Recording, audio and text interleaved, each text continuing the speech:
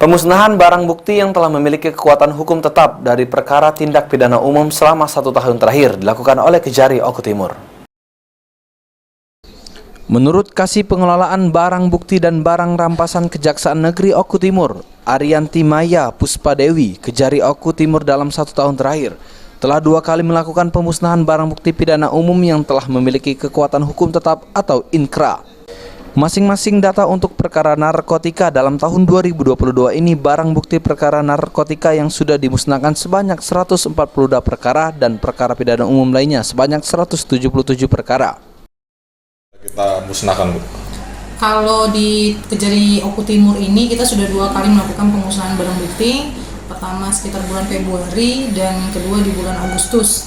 Masing-masing data kemarin untuk perkara narkotika di bulan Februari dan perkara narkotika di bulan Agustus itu sekitar dari 82 perkara dan 45 perkara. Sedangkan untuk perkara umum lainnya dari dalam KUHP atau tentu KUHP ada 72 perkara dan 60 perkara.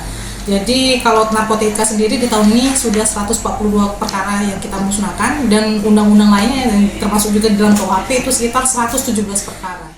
Untuk perkara pidana umum yang baru putus dari pengadilan namun belum dilakukan eksekusi pemusnahan karena masih dalam proses pendataan. Aji, PAL TV.